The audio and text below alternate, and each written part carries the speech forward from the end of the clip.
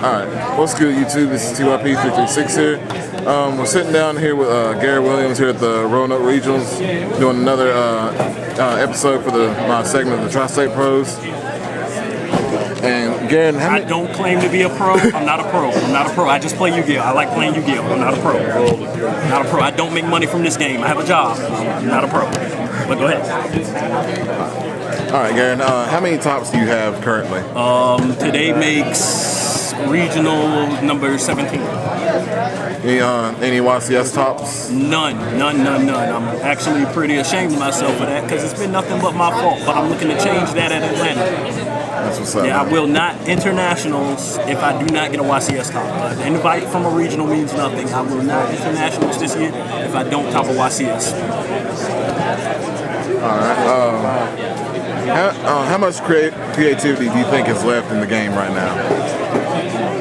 I honestly think there's plenty of creativity, but I follow the philosophy of no one gets an award for creativity. If you're going into a fight, you want to use the best weapon available. Like no one who wants to win a gunfight goes in there with a switchblade. You go in there with the biggest gun you can find. And it doesn't matter if you're a ninja, how skilled you are with a sword, you're not going to kill more people than the guy with the machine gun. It's just, that's how I look at it. I use the best weapon available, and I do the most damage with it. Do you think the number of tops a person has determines if they're a good player or not? Yes, because you only get better through playing. You only get further in a tournament by experience. So I think the number of tops you have does reflect on you as a player. Do I think that gives you a reason to look down on anyone? No. But you can't, people say all the time that there's all these X and Y players who are as good as, Billy Breaker or Alistair Albans, and they don't get to go to YCS. Well, that's part of the game. You have to play the game to exhibit where you stand, Yeah, I understand that completely. In your eyes, what is a misplay? In my eyes, what's a misplay? Any play that isn't where you don't make the most out of a situation, where you don't consider the repercussions of future turns or the repercussions of the then and now, just having not thoroughly thought everything out. What's a misplay though is very subjective because again, this is a game and it's based on luck. So, and then when you have when you put unpredictable cards like Max C. Gores and Effect Veiler into our card pool, determining what's a misplay, it's kind of hard now. It's pretty difficult, but sometimes it varies, but it's some things you can just clearly see, hey, you did that wrong. And I think that if you would get called out on it, don't take it as somebody being hard on you. Just learn from it and don't do it again. A misplay is a mistake only a mistake if it happens again. Otherwise, it's a lesson. And how do you feel about what Courtney did at YCS Kansas City when he summoned the DD Crow? All right. Disclaimer: Courtney is my friend. Yeah. He is my friend. I will back him because he is my friend.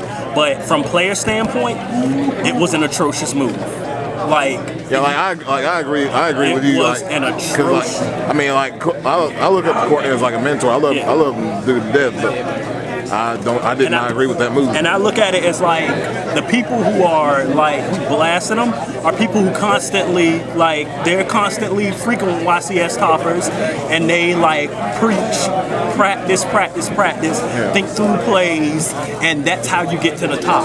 When Courtney goes and plays in the finals of a YCS summons a DD Crow and swings for 100, and his rationale behind it, I was just trolling. That totally undermines what everyone who tells you the correct way to play is to think through everything, and you're gonna get the best results and constantly practice. So like you're just saying, hey, you control and be where I am, which sets a bad precedent for the game, because then you got these players who think, oh, I don't have to get better, I can just troll. Yeah. And that's just not good for the game. You want people to learn. You just want them to learn. Like when I look at a feature match, I don't look for a troll fest, honestly. I look for like to see like games where I can pick up on something that I didn't know before, or how to play out a certain scenario. I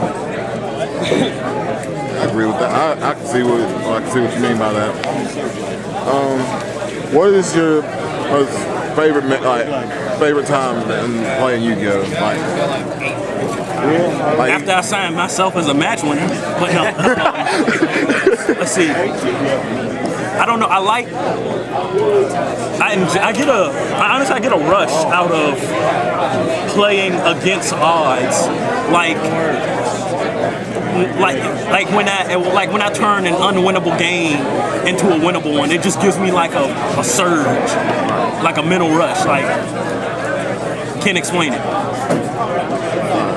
And last question, do you think it's possible to top a regional or YCS without using Tengus, Tour Guides, Thunder Kings, and Effect Veilers and Maxis? It's very possible. I mean, it depends on the regional you're in, but like I said, it all goes back to that. It all goes back to that bringing the best weapon to the fight, best weapon possible to the fight. I understand that not everybody can afford tour guides and maxis and et cetera, but this is a hobby. No matter what hobby you're into, you're gonna spend money on it.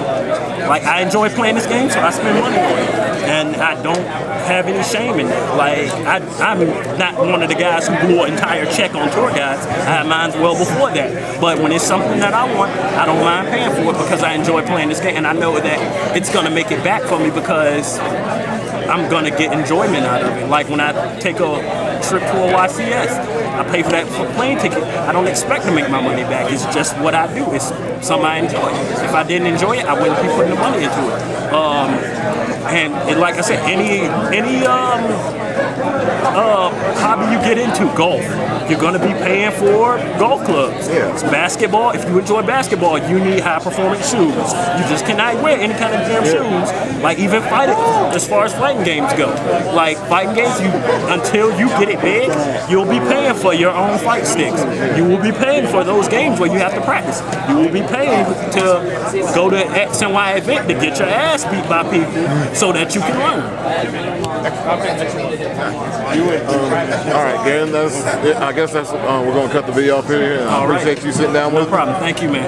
And this has been 2IP 336. Sign out. Remember, if ain't pro any of us, deuces, guys.